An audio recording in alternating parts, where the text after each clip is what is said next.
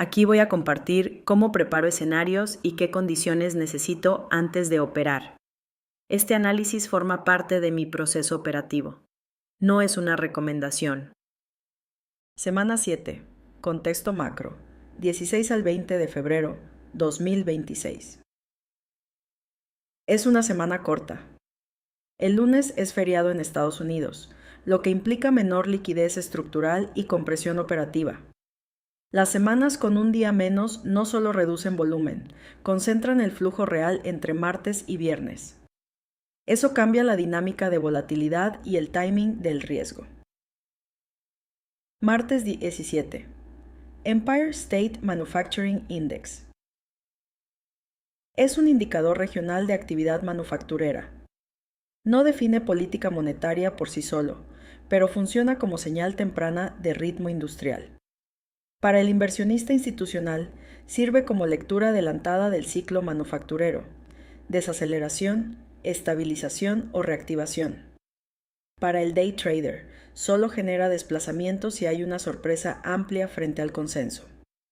En condiciones normales, es flujo táctico, no estructural. Miércoles 18. Durable Goods y Core. Durable Goods más minutas del FOMC. Los bienes duraderos reflejan inversión empresarial. El componente Core excluye transporte y es más estable. Si el dato es sólido, implica que las empresas siguen invirtiendo pese al entorno restrictivo. Eso respalda la narrativa de economía resiliente y reduce urgencia de recortes. Para el inversionista, es señal de fortaleza del ciclo. Para intradía, puede generar expansión en apertura, especialmente en industriales y tecnología, si hay desviación clara. A las 2 de la tarde se publican las minutas del FOMC. Este es el evento central de la semana. No cambian la decisión pasada, pero sí el tono interno del comité. ¿Qué tan incómodos están con la inflación? ¿Qué riesgos priorizan y qué condiciones exigen antes de recortar? Para el inversionista, el lenguaje importa más que el dato previo. Para el day trader, es expansión de volatilidad asegurada. No se opera el titular, se opera la reacción y la aceptación posterior del precio. Jueves 19. Unemployment Claims. Dato semanal, pero en esta fase del ciclo cualquier deterioro laboral empieza a pesar más. Para inversión, un aumento sostenido cambia la narrativa de economía fuerte. Para intradía, puede provocar movimiento en apertura si la sorpresa es relevante, aunque rara vez sostiene tendencia por sí solo. Viernes 20. Advance, GDP, Core PCE y PEE preliminares. Es el día dominante. El PIB adelantado mide crecimiento agregado. Si sale fuerte, refuerza la tesis de que no hay urgencia de recortes. El Core PCE es el indicador de inflación preferido por la Fed. Si sale por encima del consenso, el mercado seguirá retrasando expectativas de flexibilización.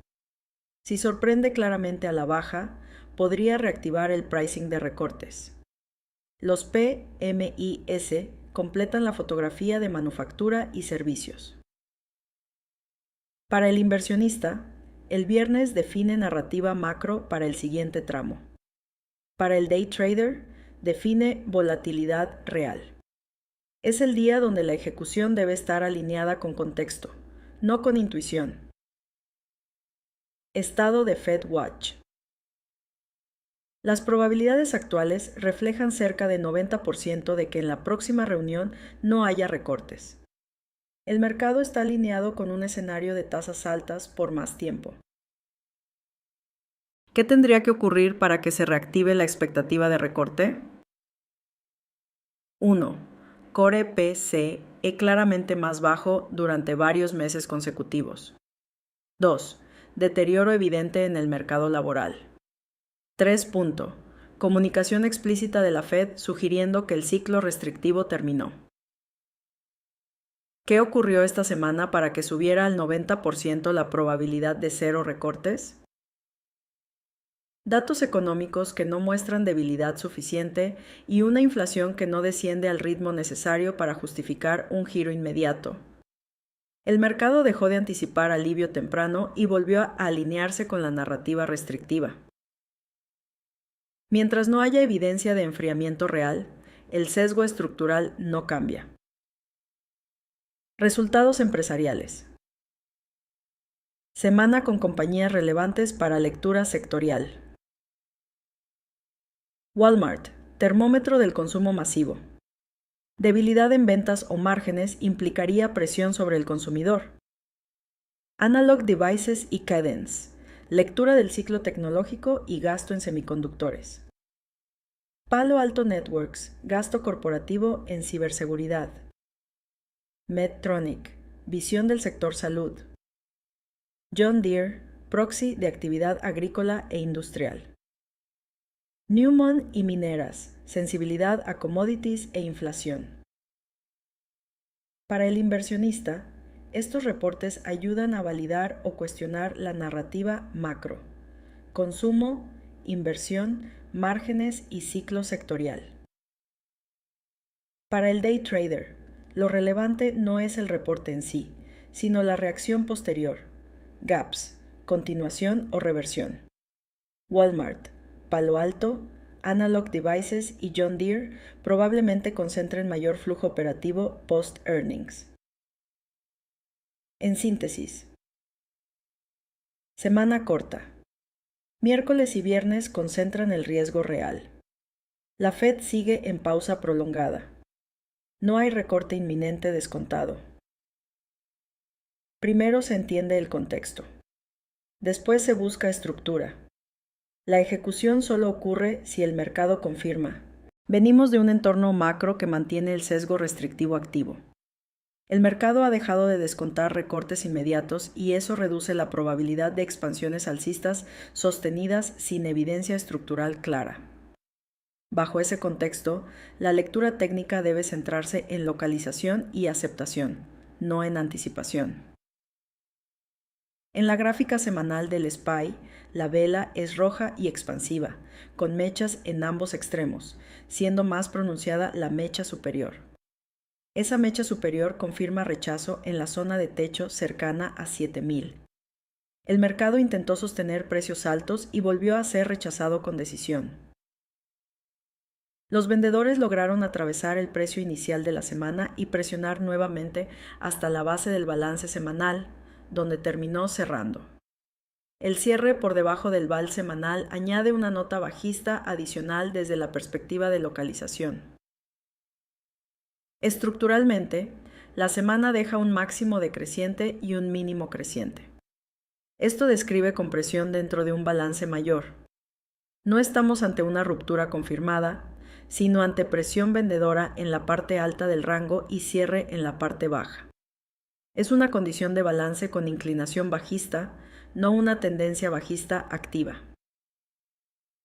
El nivel clave que he mencionado es 6.862. Si el precio comienza a encontrar aceptación por debajo de esa zona, es decir, tiempo y volumen sosteniéndose debajo sin recuperación inmediata, aumentan las probabilidades de un retroceso más profundo.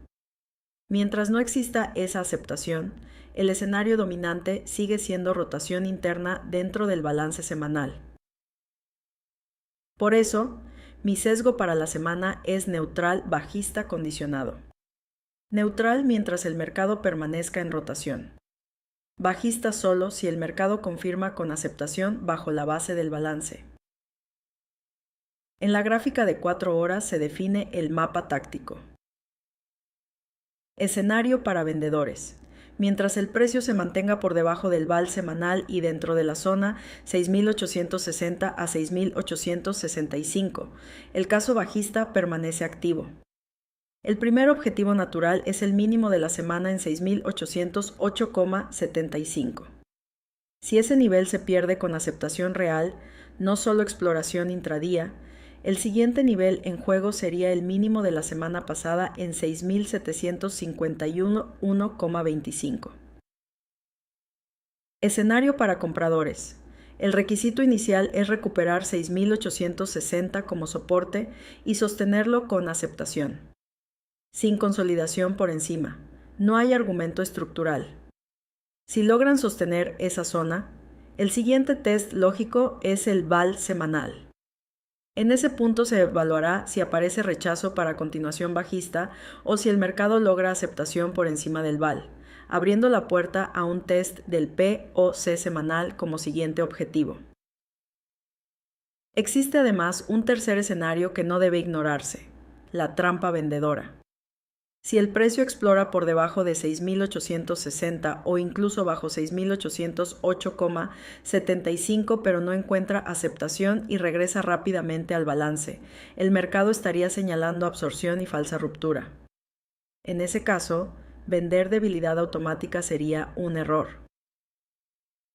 En síntesis, el SPY continúa en balance mayor con presión bajista incipiente, pero sin ruptura confirmada. La clave de la semana no es anticipar dirección, sino identificar dónde aparece aceptación real y actuar únicamente cuando el mercado valide la intención. Venimos de un entorno macro restrictivo que reduce la probabilidad de expansiones alcistas sostenidas sin validación estructural.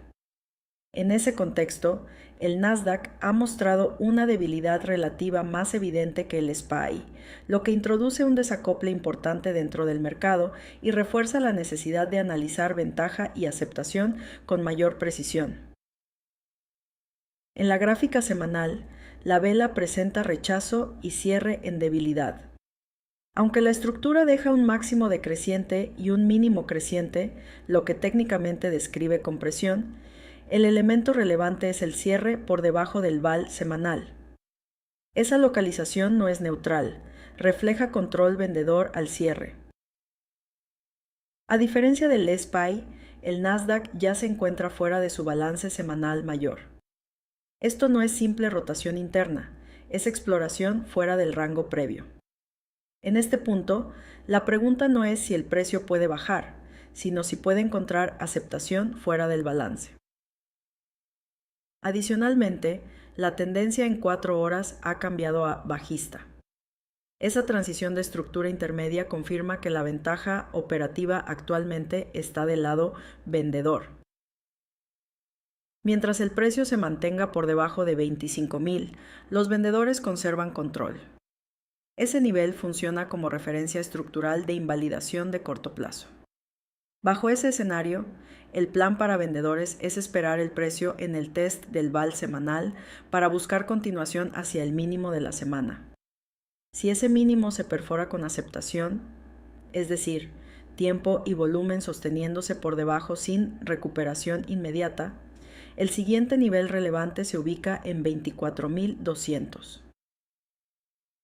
Para los compradores, actualmente no existe un escenario estructural válido mientras el precio no recupere el máximo de la semana en 25.465 con aceptación.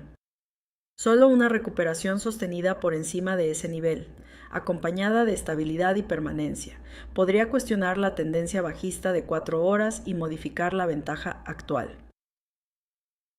Existe, sin embargo, un riesgo que no debe ignorarse: la posibilidad de falsa ruptura. Si el mercado explora por debajo del mínimo semanal pero no logra aceptación y retorna rápidamente dentro del rango previo, se estaría configurando absorción y potencial trampa vendedora. En ese caso, vender debilidad sin confirmación sería un error. En síntesis, el Nasdaq presenta una estructura más débil que el SPY, con tendencia intermedia bajista confirmada y exploración fuera de balance. La ventaja está del lado vendedor mientras no se recupere el rango superior, pero la confirmación depende exclusivamente de aceptación real fuera del balance. En conclusión, la semana se desarrolla dentro de un entorno macro que sigue siendo restrictivo. El mercado ha dejado de descontar recortes inmediatos y eso mantiene el sesgo estructural condicionado por tasas altas por más tiempo. Miércoles y viernes concentran el riesgo real, y la reacción a esos datos será más importante que el dato en sí. En el SPY, seguimos dentro de un balance mayor, con presión bajista incipiente pero sin ruptura confirmada.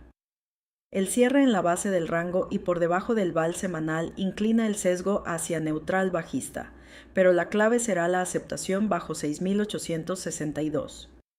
Sin confirmación, el escenario dominante sigue siendo rotación interna.